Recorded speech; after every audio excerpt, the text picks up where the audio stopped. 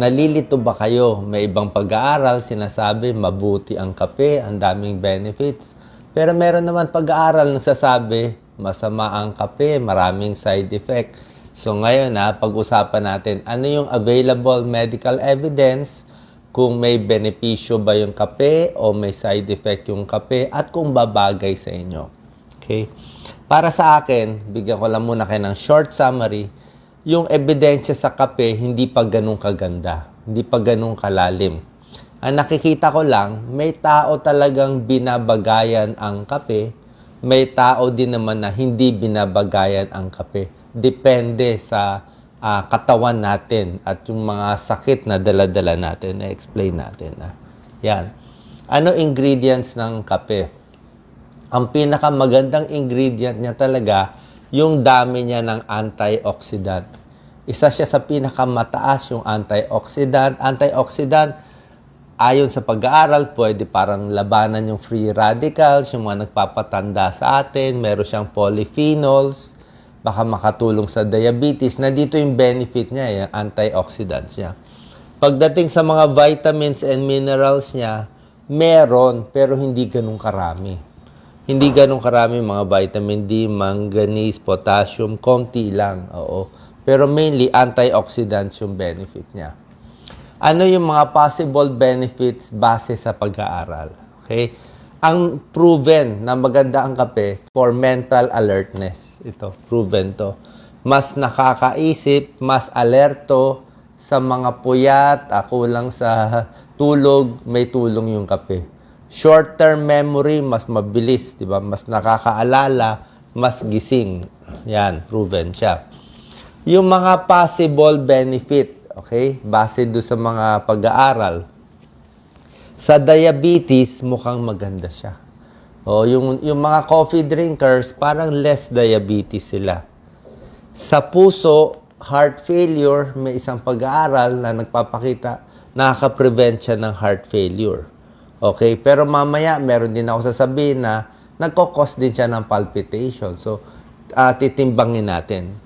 Meron din pag-aaral nagsasabi ang kape maganda sa utak, 'di ba? Memory plus makakaiwas, makaka-prevent ng Parkinson's disease, 'di ba? Mabagal yung galaw. Ito nga nagpapabilis yung kape.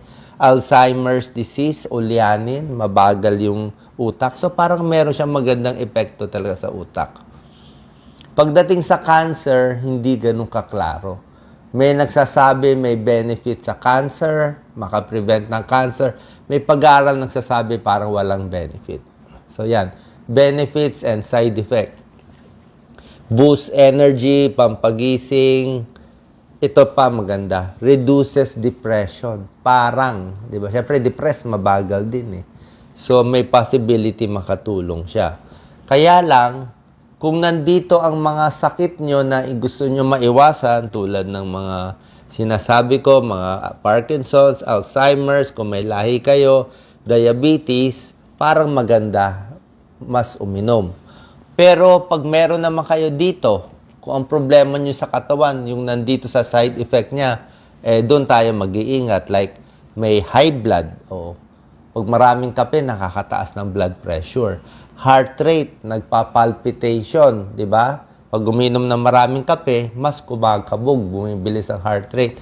Ito pa problema natin, anxiety. Sa mga may nervyos, kasi may nervyos ka na, yung kape, nagpapanervyos minsan sa ilang tao. Ayan, no? Kaya pag uminom ng maraming kape, lalo na kung 2 cups, 4 cups, lalo na yung mga klase ng kape na mataas sa caffeine. Mga brewed coffee, di ba? Kita mo, shakiness, jittery, anxious. Hindi rin lalo makatulog, lalo na kung sobra tapang. Headache, dizziness, rapid heart rate. Minsan tumataas ang blood pressure. Dehydration, kasi pag maraming kape, diuretic siya, ihi ka rin ng ihi. Ayan, no? Yan. So, ito yung mga possible side effect. Possible lang naman. Depende sa inyo. Pag kayo nakakaramdam nito, di iwas kayo sa kape. So, hindi siya talaga pang lahat ng tao. Parang may binabagayan talaga siya. Pregnancy and breastfeeding, ang suggested, kung uminom kayo talaga ng kape, 1 to 2 cups lang. Hanggang 2 cups lang siguro. Pero ang payo ko, kung dati naman di kayo umiinom ng kape, di ba? Kung dati talaga hindi kayo mahilig, pwede na yun, di na lang kayo uminom. Hindi yung pipilitin nyo uminom. Tingnan nyo lang kung babagay sa inyo. Kung may anxiety, poor sleep, baka hindi babagay sa iyo.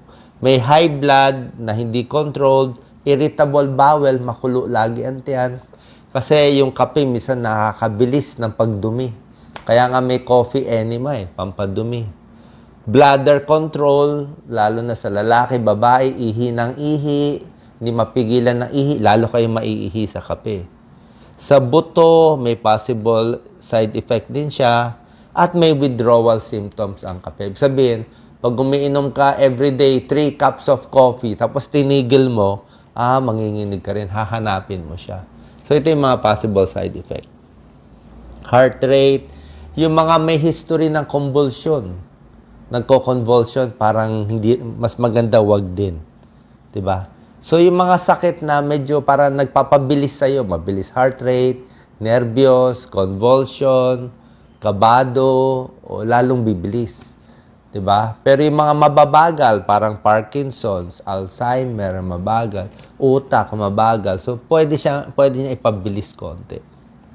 Tingnan natin yung mga klase ng kape, yung dami ng caffeine sa inumin, 'di ba? Ito yung mga coffee, ito mga tea. Ang pinakamababa sa caffeine, yung mga tea na walang caffeine, parang yung mga flower lang, mga chamomile, mga ganyan, zero caffeine. Mga green tea, meron ng caffeine yan, tsaka black tea, mataas-taas na. May matcha, mataas pa lang ang matcha, 60. Pero pag kape, mas mataas pa, espresso, 70 milligrams.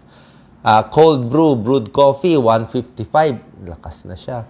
Yung nitro, isa sa pinakamalakas, 215 milligrams of caffeine.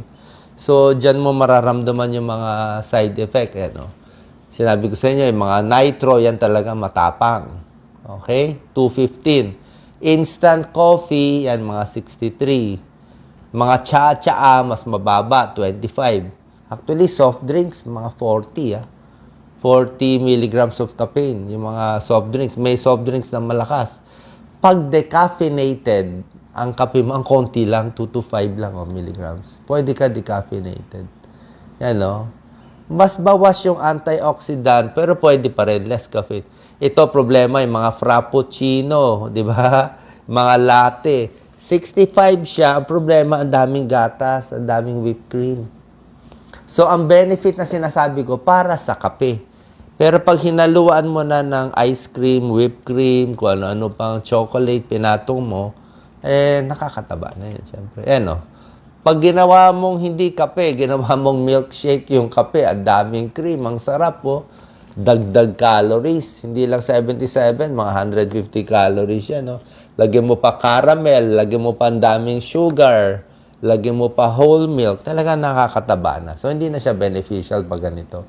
Naging ice cream na siya. Okay? May isang pag-aaral sa kape, nakita nila, yung umiinom, parang less depression and less suicide. Parang may ganong benefit. So, depende nga sa inyo. Depende. Pagdating sa puso, tulad na sinabi ko, may isang pag-aaral nagsasabi na less heart failure, baka may tulong sa puso. Kaya lang nga, pag nasobrahan naman, baka kumabog, magpalpitate ka. Tapos pag ginawang masyadong matamis ang kape, hindi mo na rin makakancel out na yung positive benefits niya. So, in summary, para sa akin ganito na lang. Kung kayo ay dati na umiinom ng kape, sanay kayo uminom, 1 to 2 cups a day, okay lang yan. Tuloy nyo lang. Kung kaya nyo 3 to 4 cups, nasa sa inyo, sa Pilipinas, siguro hanggang 3 cups, yung talagang mahilig. Pero kung lalampas kayo ng 4 cups, 4, 5, 6, lalo na kung matatapang na kape pa, medyo baka masobrahan kayo. Kasi yung mga benefit, nakukuha na Pero kung hindi naman kayo mahilig sa kape, katulad ko, ang problema namin sa kape ni Doc Lisa, pag uminom kami ng kape, ay problema namin, nagpa-palpitation na Bibilis talaga heart rate Palpitation, pawis kamay, kabog. So, kung dati ka nang mabilis ang heart rate mo, may palpitation ka, may nervyos ka, meron kang mitral valve prolapse, hindi maganda itong mga high caffeine para sa iyo. Sana nakatulong tong video. God bless po.